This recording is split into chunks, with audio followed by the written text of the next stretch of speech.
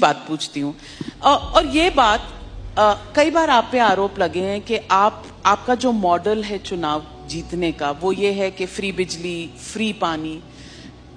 You are somebody who understands numbers. आप Indian revenue service में रहे हैं, नंबर्स आपको पता है, टैक्स कलेक्शन कैसे होती है, टैक्स की रिक्वायरमेंट किन चीजों के लिए होती है। क्या ये फ्री के जो पॉपुलिस्ट बांटने की इलेक्शंस के दौरान जो ये एक आदत सी पॉलिटिकल पार्टीज में बन गई है, क्या ये लॉन्ग टर्म सस्टेनेबल है? क्या ये गुड पॉलिटिक्स है? बहुत अच्छी पॉलिटिक्स है, सबको करनी चाहिए। मैं आपको बताता हूँ क्यों। इसकी इकोनॉमिक्स भी समझाता हूँ आपको और इसकी पॉलिटिक्स भी समझाता हूँ आपको। सबसे पहली बेसिक बात, इन सारे मंत्रियों को और इन सारे एमएलएस को बिजली फ्री मिलती है। इनको जब बिजली फ्री मिलती है तो उसको फ्री भी नहीं बोलते, और जब जनता को, इनको 4-4 हजार यूनिट बिजली फ्री मिलती है महीने की, और मैं जनता को 200 यूनिट फ्री बिजली देता हूं तो इनको सबको तकलीफ होती है। क्यों? अगर इन मंत्रियों को जो फैसिलिटी मिलती है मैं अपनी जनता को देना चाहता हूं तो इनको क्यों तकलीफ होती है? इन सारे मंत्रियों को और एमएलएज और एमपीज का सारा इलाज का खर्चा फ्री है। कोई बीमार हो जाए इनके घर का सारा फ्री है। तो अगर मैंने अपने दिल्ली के लोगों का इलाज फ्री कर दिया तो इनको क्यों तकलीफ होती है? जो जो चीजें इन मंत्रियों को और इन संतरियों को मिलती है मैं अपने लोगों को देना चाहता हूं, नंबर 1। दूसरी चीज, अगर मैं, एक समय था जब मैंने सुना था कि राजनीति के अंदर एक समय था जब फ्री बांटते थे, और फ्री बांटने का पैसा कहां से आता था? सरकार लोन लेती थी और लोन लेके उस पैसे से फ्री बांटते थे। That is not good economics. अगर मैं, आपके पास जो पैसा है उस पैसे से, उसमें आपके टैक्स नहीं बढ़ा रहा, टैक्स उतना ही है, मैं घाटे में नहीं। आज दिल्ली सरकार पूरे देश में अकेली सरकार है जो फायदे में चल रही है, घाटे में नहीं चल रही। सीएजी की रिपोर्ट है 2019 की, उस रिपोर्ट में लिखा है हमारी सरकार बनने के पहले दिल्ली सरकार घाटे में चलती थी।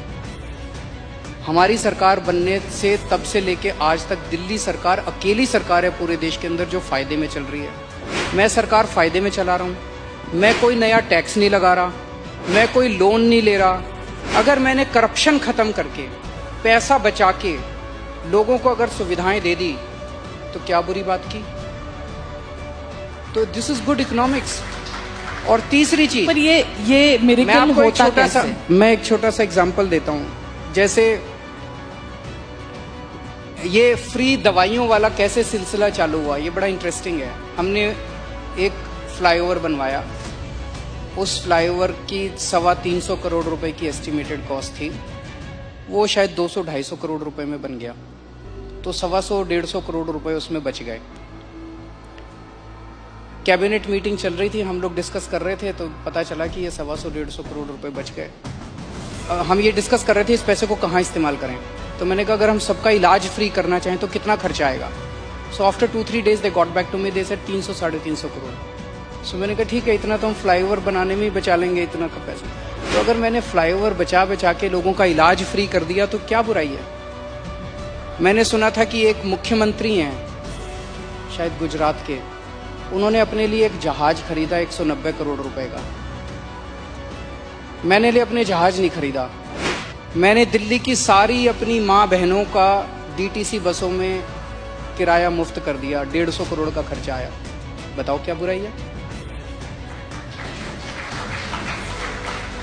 So good politics and good economics, ये कर रहे हैं हम लोग। तो आपके पास ये कौन सा ऐसा फॉर्मूला है जिससे आप फ्री में भी देते हैं फिर भी आपकी सरकार जो है वो घाटे में नहीं, फायदे में है? ईमानदारी, सही नियत, बस, और कुछ नहीं है। मैं बहुत छोटा हूं, मेरा एक्सपीरियंस भी बहुत छोटा है, लेकिन मेरा 5-7 साल का सरकार चलाने का एक्सपीरियंस ये कहता है कि किसी भी सरकार में पैसे की कमी नहीं है। मैं ब्लैंकेट स्टेटमेंट दे रहा हूं, किसी भी राज्य सरकार में और किसी भी केंद्र सरकार में पैसे की कमी नहीं है, नीयत की कमी है।